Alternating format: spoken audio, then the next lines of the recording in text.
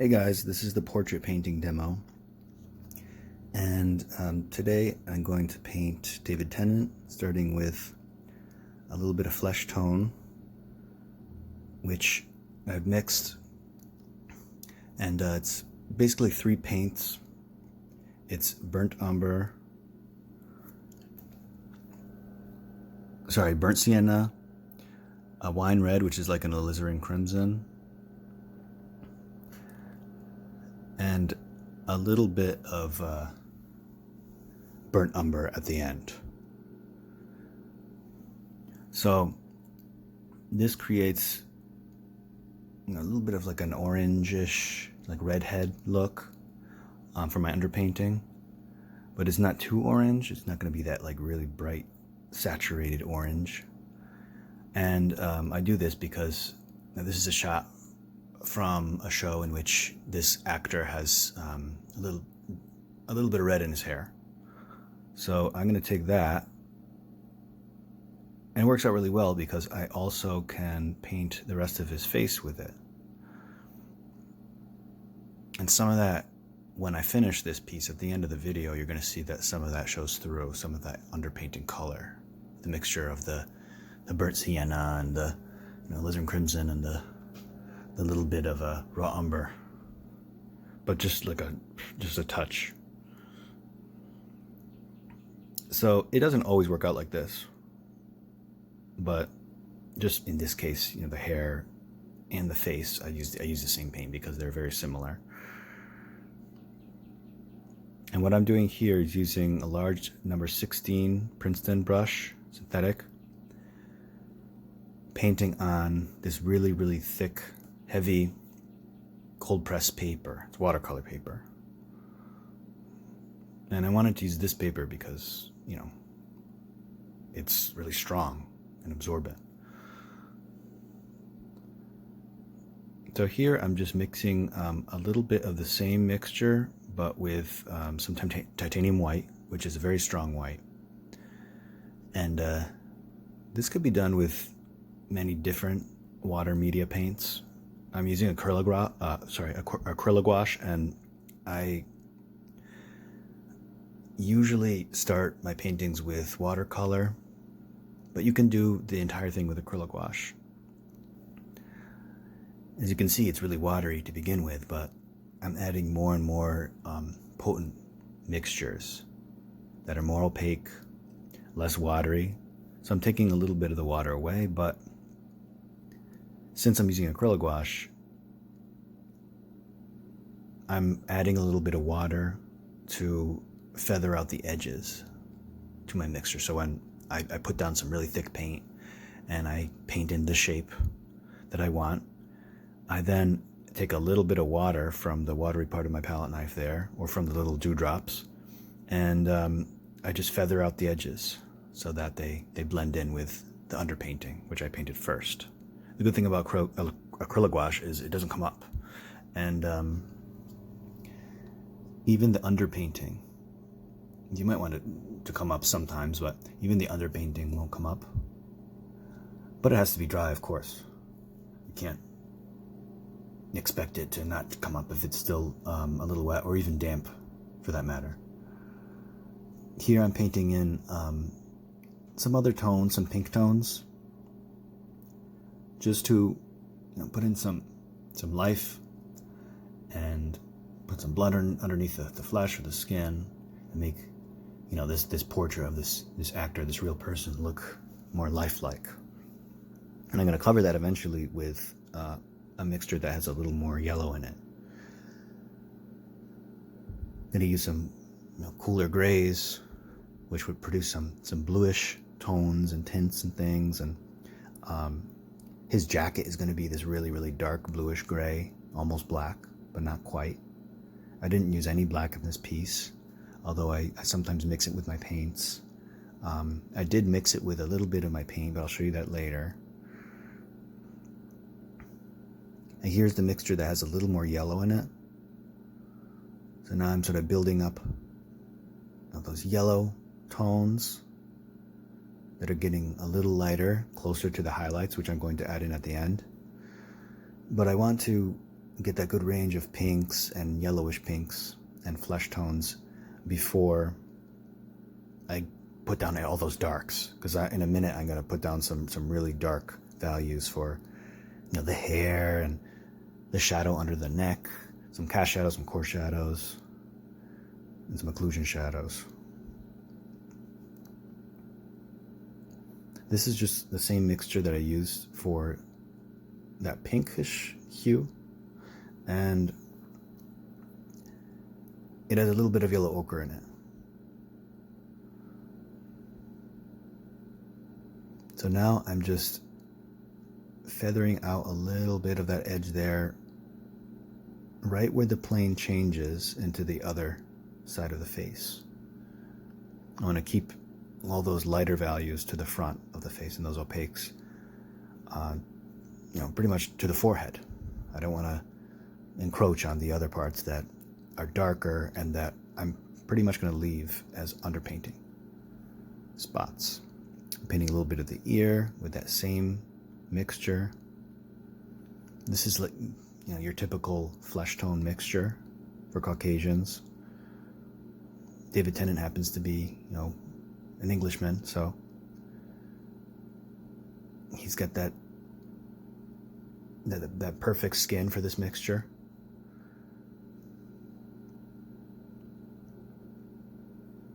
And what I'm doing here is, part of the portrait is the neck, of course, the clothing, the shoulders.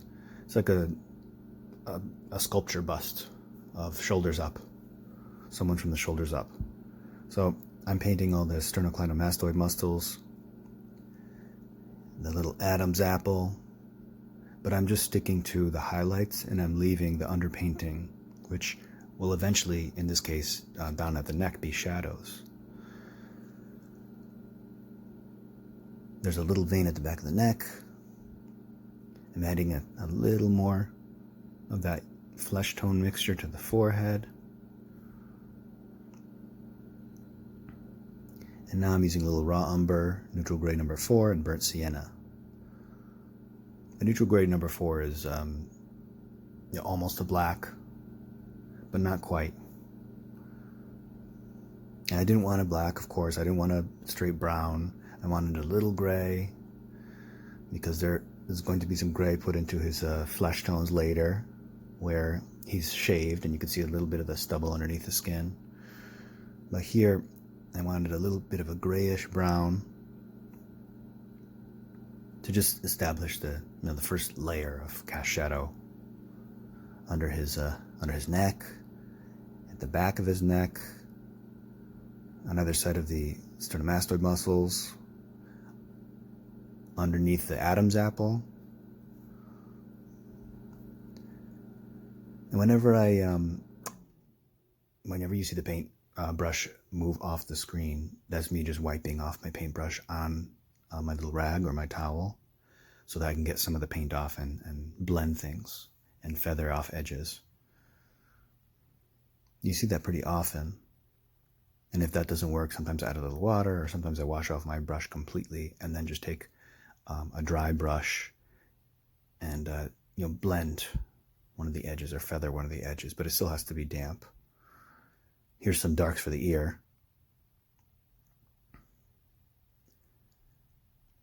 And later, I would add some redder darks, some darks with a little bit more of a nice wine red flesh tone. Because the ear is very thin, you can see through the ear, and you see a lot of blood vessels as such.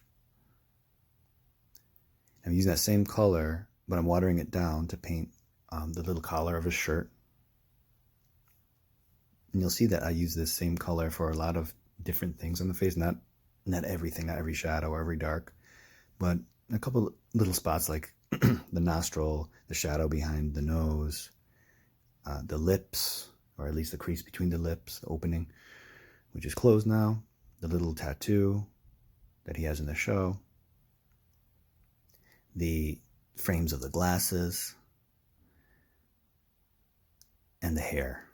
And it's really important to paint hair properly in a portrait. You don't want to just fudge the hair or wing it or anything. Obviously, I'm going really quickly here. The video sped up. But I'm just trying to paint in, almost draw in the direction in which each little lock or feathered piece of hair is pointing. And that's really important because these little pieces of hair, the locks of hair and spikes, perhaps because there's gel in his hair, they're all radiating from the back. As you'll see in a second when I start painting those toward the back of his head, where there's a little bit of a cowlick there. So now I'm making sure that whenever I make a mark or a stroke, it's painted in the right direction and it's dark enough, because later I'm going to go back into that, and on top I'm going to put a wash down, blend these little strands of hair in with others, and make sure certain parts of the head are darker than others, so that, overall the head has some sort of volume or form structure. And part of the head is the hair. That also has to have that overall volume or form structure and an overall shadow that rakes across the hair. So now you can see more clearly what I meant, where I'm only painting in the direction of each hair. Now I'm adding a little more to the sternomastoid muscles, make them a little darker, and I'm adding a little water. And you see I keep moving my brush out of the camera shot in order to just take some paint off so that I can feather that in to the point where it sort of blends into the rest. I want to maintain the shape when I'm feathering as well. Darkening up the Adam's apple here. I'm making sure everything is smooth.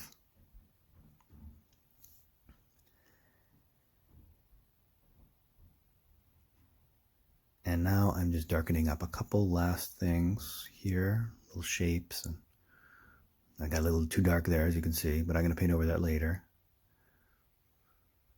Painting in some laugh lines, or smile lines, if you will. A little bit of the cheek muscles, but just with a really, really thin wash. And now I'm just making sure that the nose has all the right different planes. So I'm darkening up the left side where the light isn't shining, because the light source is on the right side. It's coming from the right.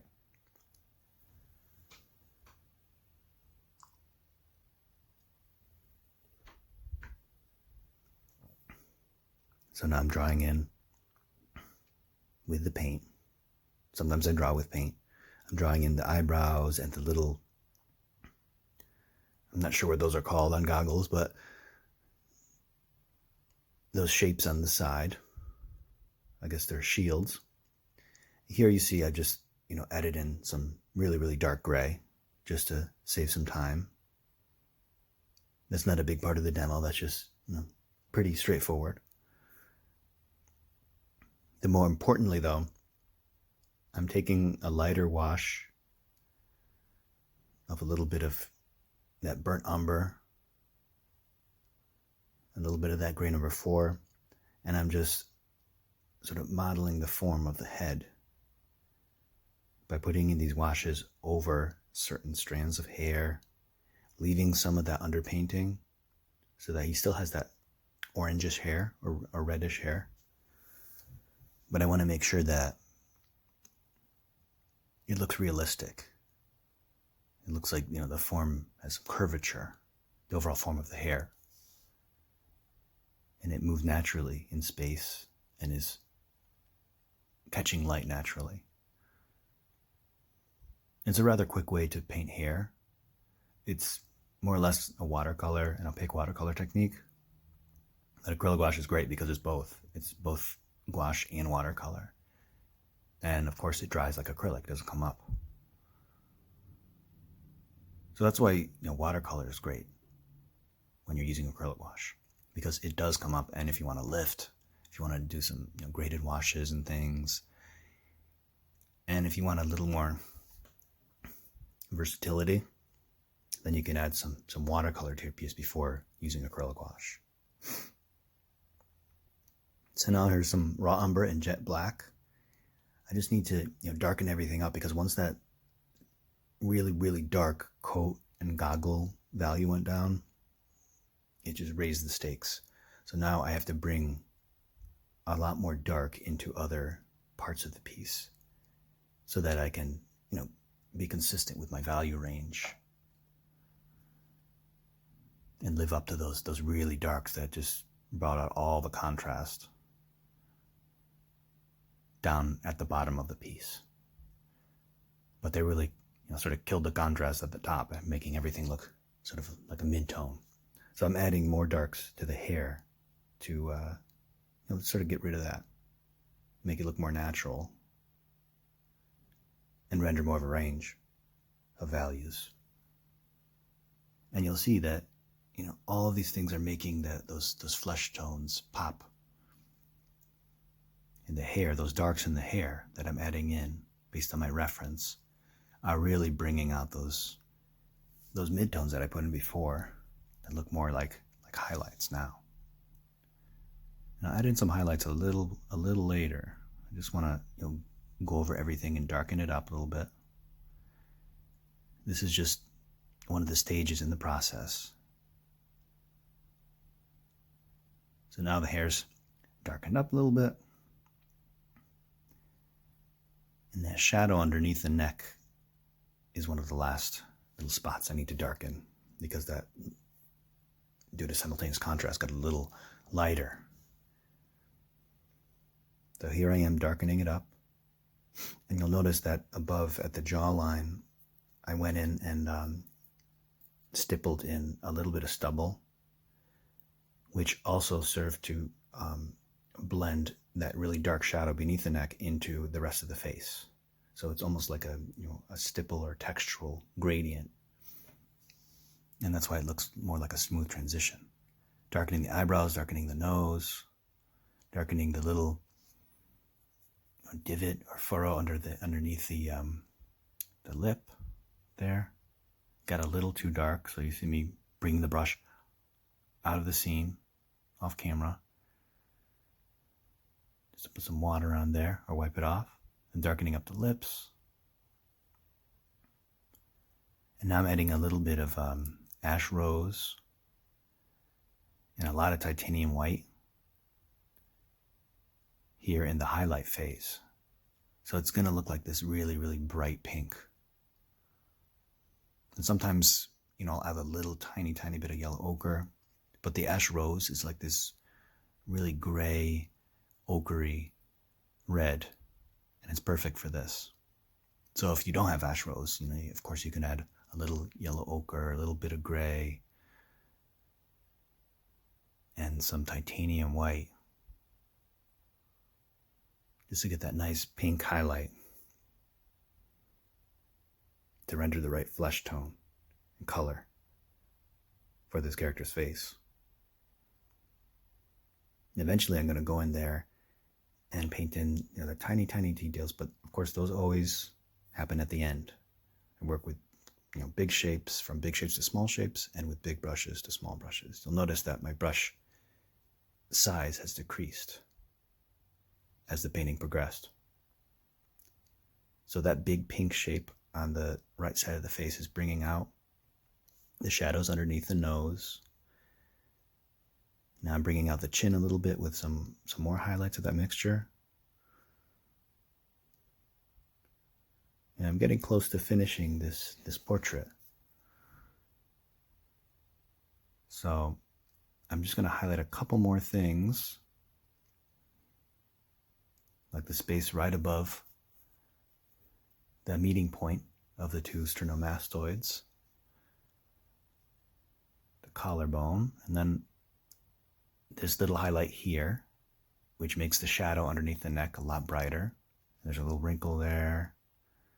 I highlighted the Adam's apple, but I really want that side of the face to shine.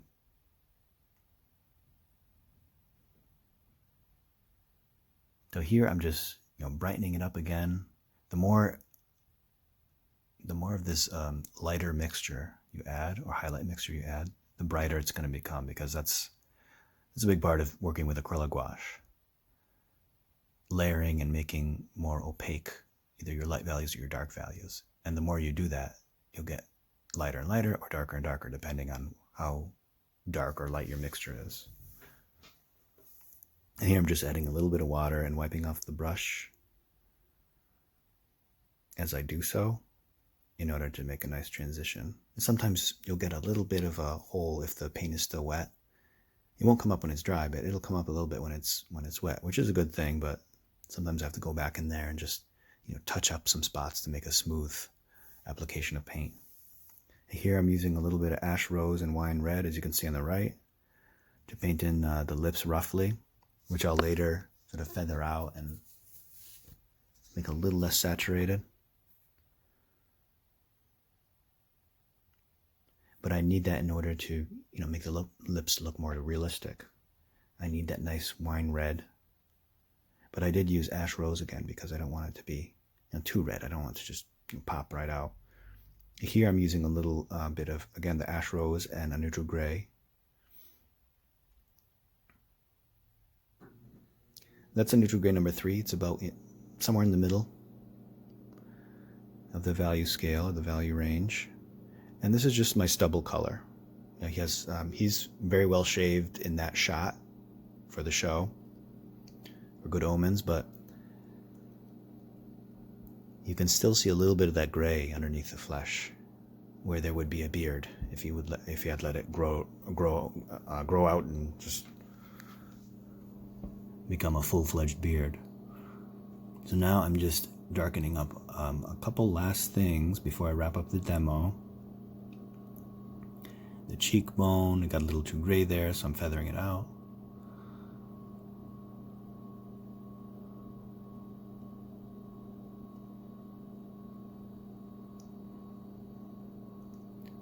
And here I'm adding the final details just to the goggles. Because in a piece like this, there's a lot of big, broad shapes of color and large objects. Once you add those details in at the end, you get some nice little nuances and tiny textures that, sort of complete the piece. Little notes of white or highlights, or a little bit of a glare or a sheen on the goggles. Here I'm stippling in some little glints of light, because the goggles have tiny, tiny holes in them. But at this scale,